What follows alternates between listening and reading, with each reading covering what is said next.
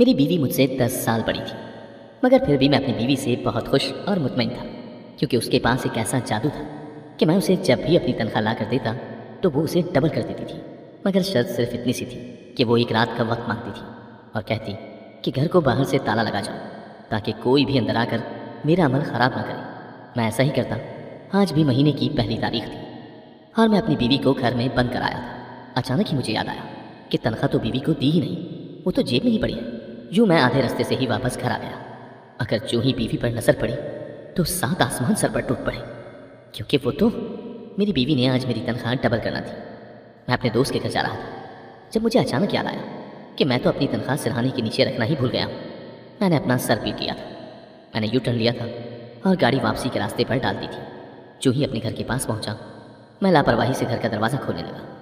तब मुझे किसी के कूदने की आवाज़ सुनाई दी थी। कोई मेरे घर की दीवार फलांग कर बाहर आया था।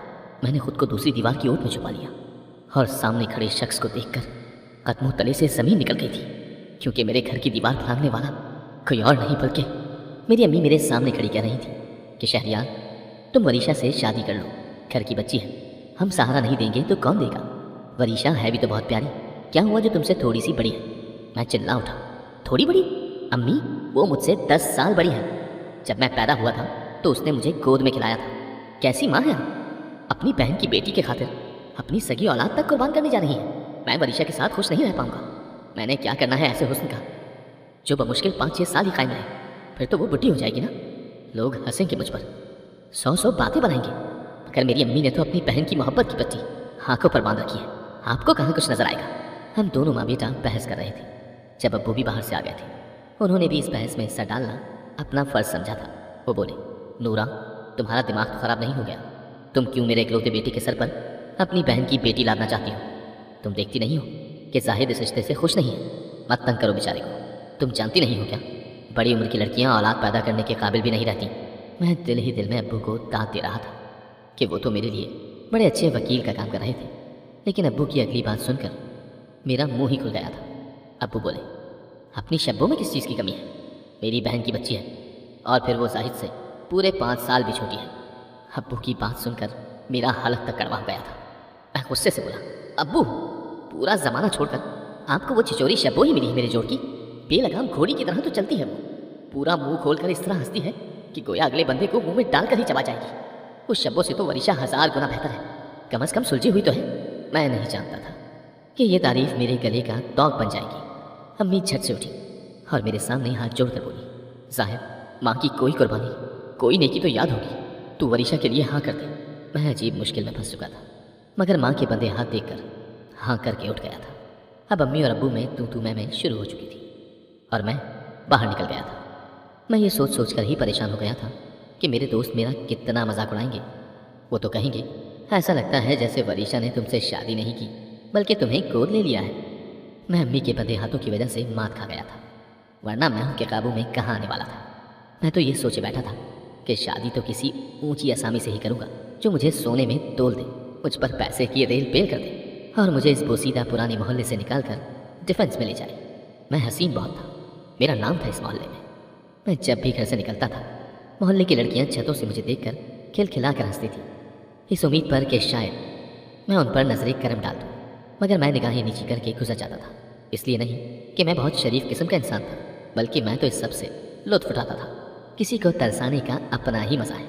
अब मुझे यही लग रहा था कि शायद मुझे इन्हीं लड़कियों की बद्दुआ लग गई है, जो मेरी किस्मत में वो लड़की लिखी गई थी जो मुझे एक आंख न भाती थी। खैर, मैंने अपनी अम्मी से भी अपना गम बांटा था, इस उम्मीद पर कि शायद मेरी बात उनके पल्ले पड़ जाए। मैं बोला, अम्मी, मैंने किसी अमीर लड़की से ही शादी करनी थी जो आपकी और मेरी किस्मत बदल देती। हम इस बदबूदार मोहल्ले से निकल जाते और एक नया घर ले लेते। अम्मी ने मुझे घूर कर देखा था और फिर बोली, जाहिद, मैंने तुम्हें इसलिए नहीं पढ़ाया लिखाया कि तुम लड़कियों से उम्मीदें लगा कर बैठ जाओ कि वो तुम्हें अमीर करेंगी। कुछ शर्म कर लो।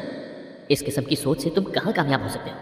वैसे ये भी तो हो सकता है ना कि वरीशा ऐसी भागन हो कि आते ही तुम्हें अमीर कर दे।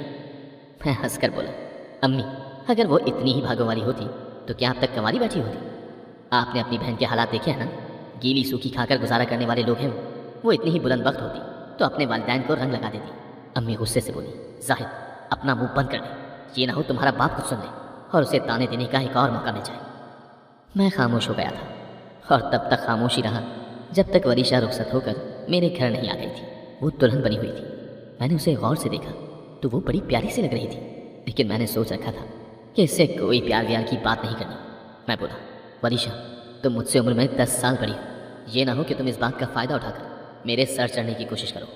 मैं मर्द हूँ, मर्द छोटा हो या बड़ा मर्द ही होता है। मैं तो वैसे भी शादी पर रज़ामंद नहीं था। अम्मी ने ज़बरदस्ती ही सब कर डाला। वरीशा का चेहरा एकदम से उतर गया था। उसके चेहरे पर आंसू फैल गए थे। मुझे अफसोस हुआ क्योंकि मैं अंदर से बुरा इंसान नहीं था। मैंने अपनी बातों का असर ज़ाहिर करने के लिए कहा, वरीशा मुझे तुमसे ज़ाती तौर पर कोई खार नहीं, अगर मैं किसी अमीर लड़की से शादी करना चाहता था ताकि मैं रातों रात अमीर हो जाऊँ। मेरी बात सुनकर वरीशा ने आंखें फैला ली थी और बोली, बस इतनी सी बात है, अमीर तो मैं भी आपको कर सकती हूँ। मैं इस्तेहज़ाइया तौर पर हंस दिया था। मैं बोला, तुम क्या मुझे अमीर करोगी? क्या मैं तुम्हारे वालिदैन के घर के हालात के मुतालिक नहीं जानता? वरीशा फिर से जर्द पड़ चुकी थी। वो बोली, जाहिद मुझे ताने देने की ज़रूरत नहीं है, मैं सच में आपके दिन फेर सकती हूँ।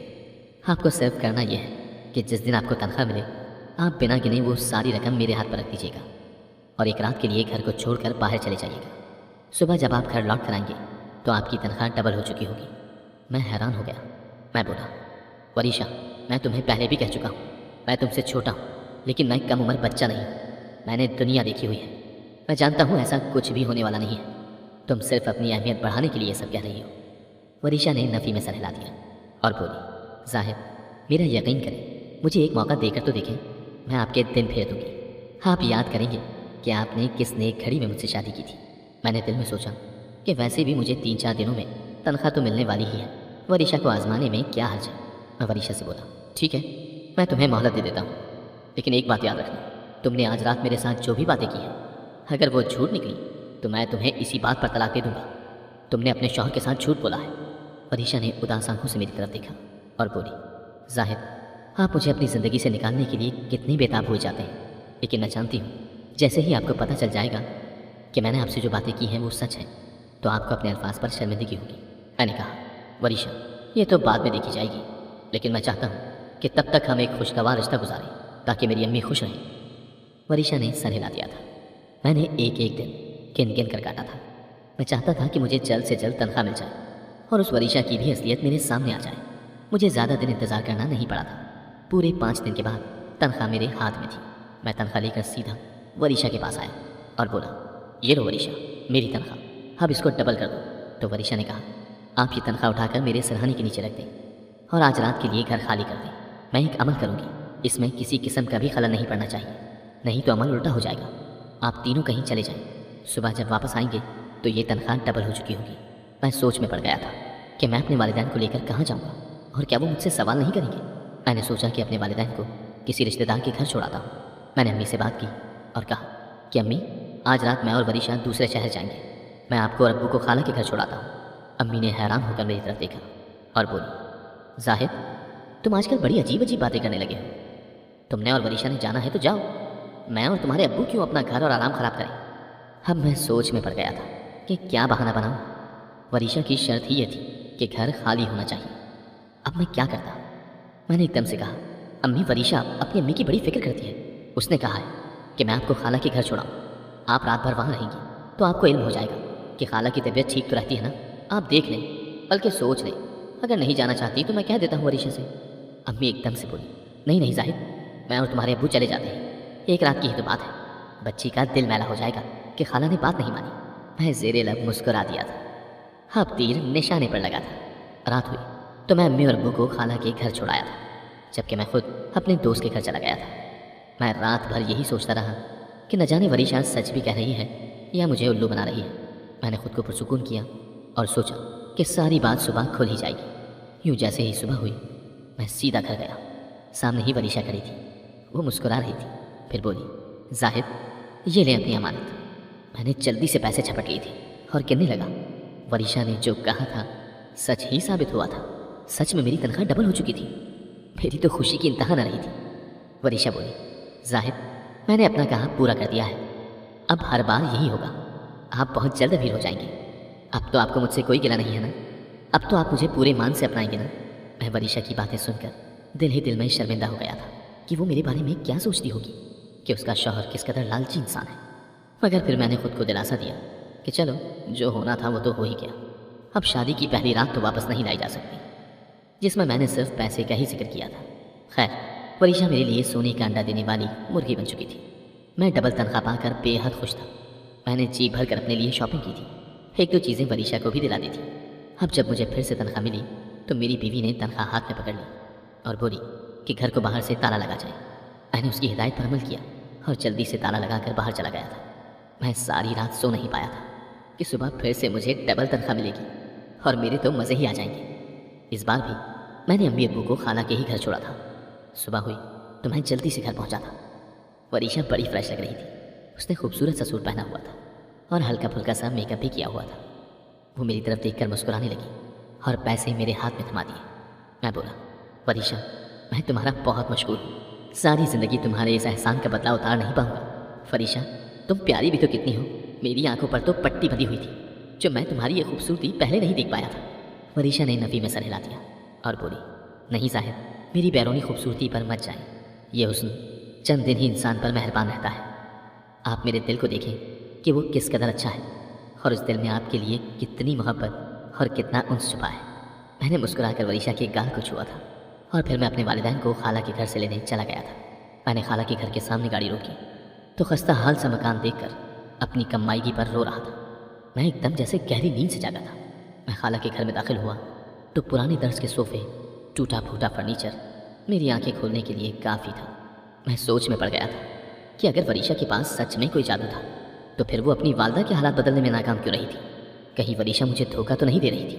میں چونک گیا تھا، مگر میں نے جانتے بوجھتے ہوئے بھی انجان بننے کی ٹھان لی تھی۔ میں نے سر جھٹک دیا اور اپنی ڈبل تنخواہ پر عیاشی کرنے لگا تھا۔ ایک دن امی میرے پاس آ کر بیٹھ گئی اور بولی، زاہد لگتا ہے تم اپنی بیوی کا بالکل بھی خیال نہیں رکھتے، دیکھو وہ کس قدر کمزور پڑ گئی ہے، لگتا ہے تم نے میری بات کا مان نہیں رکھا، تم مجھے میری بہن کے سامنے شرمندہ کرواؤ گے۔ میں نے نفی میں سر ہلا دیا تھا۔ میں بولا، امی ایسی تو کوئی بات نہیں ہے، آپ خود دیکھ لیں، وریشہ میرے ساتھ بہت خوش رہتی ہے، مجھے علم نہیں کہ وہ کمزور کیوں ہو گئی ہے۔ میں جھنجھلا کر رہ گیا تھا۔ مجھے اس وقت کسی کی کوئی فکر نہ تھی، میں بس اپنی عیش و عشرت میں کھویا ہوا تھا۔ مجھے امی کے سوالات بھی اچھے نہیں لگ رہے تھے۔ میں نہیں چاہتا تھا کہ وہ مجھ سے پوچھ گچھ کرے، میں جتنا بھی نظر انداز کر لیتا، مگر سچ تو یہ تھا کہ امی کی باتوں پر میں چونک گیا تھا۔ وریشہ واقعی میں بہت کمزور ہو چکی تھی، اس لیے اب میں اس کے لیے فروٹ وغیرہ لے آتا تھا، مگر اس کا رنگ زرد ہی پڑتا جا رہا تھا۔ امی بھی وریشہ کا بہت خیال رکھتی تھی۔ اس بار مجھے تنخواہ ملی تو میں ایک بار پھر سے بڑا خوش تھا۔ میں وریشہ سے بولا کہ تنخواہ مل گئی ہے۔ اس نے اس بار بھی مجھے یہی کہا کہ سرہانے کے نیچے رکھ دو۔ میں رکھنے لگا تو امی کی آواز سنائی تھی، وہ مجھے بلا رہی تھی۔ میں جلدی سے باہر نکلا تو وہ بولی، زاہد میرا جی گھبرا رہا ہے، میرے ساتھ کلینک چلو، میں نے پی چیک کروانا ہے۔ میں امی کو کلینک لے گیا تھا، وہاں بڑا رش تھا، ہمیں دیر ہوتی جا رہی تھی اور میں پہلو پر پہلو بدل رہا تھا۔ آخر کار ہماری باری بھی آ ہی گئی تھی۔ امی کا بی پی اگر ہائی ہوا بھی ہوگا تو اب تک نارمل ہو چکا تھا۔ گھر آتے ہی میں نے شور ڈال دیا کہ آپ لوگ جلدی سے تیاری کر لیں، میں آپ کو خالہ کے گھر چھوڑنے جا رہا ہوں۔ امی آج غصے سے بولی، تم نے کیا ناٹک لگا رکھا ہے، مجھے کیوں بار بار اس گھر سے نکالتے ہو؟ کیا میں نہیں جانتی کہ مہینے کی 7 تاریخ کو تمہیں تمہاری تنخواہ ملتی ہے؟ تم ہر 7 تاریخ کو ہمیں گھر سے کیوں نکال دیتے ہو؟ امی نے مجھے بڑا صحیح پکڑا تھا، میں شدید ڈر گیا تھا اور پھر میں نے جھوٹ کا سہارا لیا اور بولا، امی آپ کس زمانے میں جی رہی ہیں؟ وہ دور تو کب کا جا چکا ہے جب ہمیں 7 کو تنخواہ ملتی تھی، اب تو 12 تاریخ کو ملتی ہے۔ نہ جانے امی میرے جواب سے مطمئن ہوئی بھی تھی کہ نہیں، مگر وہ چپ کر گئی تھی۔ اس بار بھی میں امی ابو کو خالہ کے گھر چھوڑ آیا تھا اور گھر کو باہر سے تالا لگا کر اپنے دوست کے گھر ہی جا رہا تھا، جب مجھے اچانک یاد آیا کہ میں تو اپنی تنخواہ سرہانے کے نیچے رکھنا ہی بھول گیا ہوں۔ میں نے اپنا سر پیٹ لیا تھا، میں نے یو ٹرن لیا اور گاڑی واپسی کے راستے پر ڈالتی تھی۔ میں جو ہی اپنے گھر کے پاس پہنچا اور لاپرواہی سے گھر کا دروازہ کھولنے لگا، تبھی مجھے کسی کے کودنے کی آواز سنائی دی تھی۔ کوئی میرے گھر کی چھت پھلانگ کر باہر آیا تھا۔ میں نے خود کو دیوار کی اوٹ میں چھپا لیا اور سامنے کھڑے شخص کو دیکھ کر قدموں تلے سے زمین نکل گئی تھی، کیونکہ میرے گھر کی دیوار پھلانگنے والا کوئی اور نہیں بلکہ میری ہی بیوی تھی۔ اس نے خود کو ایک بڑی سی چادر میں لپیٹ رکھا تھا، اس کی نظر مجھ پر نہیں پڑی تھی، وہ اندھا دھند تیز تیز چلتی ہی جا رہی تھی۔ میں بھی اسی کے پیچھے تھا، جبکہ میری سانس پھول چکی تھی اور دل کی دھڑکنیں بے ترتیب ہو چکی تھی۔ میں یہ سوچ سوچ کر پریشان ہو رہا تھا کہ آخر وریشہ جا کہاں رہی ہے۔ چلتے چلتے وہ ایک ایسی جگہ پر جا کر رک گئی تھی جس کے متعلق میں نے کبھی خواب میں بھی نہ سوچا تھا۔ میں حیرت زدہ سا تھا کہ آخر وہ یہاں کیا کرنے آئی ہے۔ وہ ایک سنیاری کی دکان میں داخل ہو چکی تھی، میں بھی اس کے پیچھے ہی دکان میں داخل ہوا تو سامنے کا منظر ہوش اڑا دینے کے لیے کافی تھا۔ وریشہ نے اپنے پرس سے سونے کی انگوٹھی نکال کر काउंटर पर रखती थी। तभी सुनियारा मुझसे मुखातिब हुआ, जी सर, आपको क्या चाहिए? तभी वरीशा ने पीछे मुड़कर देखा और जैसे ही उसकी नज़र मुझ पर पड़ी तो उसकी हवाइयाँ ही उड़ गई थी। वो शदीद घबराई हुई थी। फिर वो अचानक लड़खड़ाई और पीछे जा गिरी। मैंने काउंटर से वरीशा की अंगूठी उठाई और वरीशा को सहारा देकर गाड़ी में बिठाकर डॉक्टर के पास ले गया। वरीशा को भी जल्द ही होश आ गया था। डॉक्टर की बात सुनकर तो मैं बौखला गया था। डॉक्टर बोला, मुबारक हो, आप बाप बनने वाले हैं। मैं तो खुशी से झूम ही उठा था। डॉक्टर ने वरीशा को दवा देकर घर भेज दिया था। वापसी के रास्ते पर मैं बोला, वरीशा, आज मुझे सच सच बता दो, तुम मेरी तनख्वाह कैसे डबल करती हो? वरीशा मेरी बात सुनकर रोने लगी थी। साहिब, आप तो जानते ही हैं, मेरी शादी की उम्र गुजरती जा रही थी।